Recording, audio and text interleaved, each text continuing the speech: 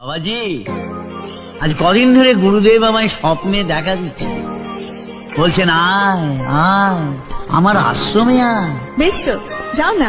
যেতে তো হবেই রে মা, গুরুদর্শন কত পুণ্যের কাজ। ওয়েলকাম টু আলতারা বসন্তপুর দিঘির পাড়। শ্রাবণ মাসের শেষে সোমবার বাবার মাথায় জল ঢালার আয়োজন।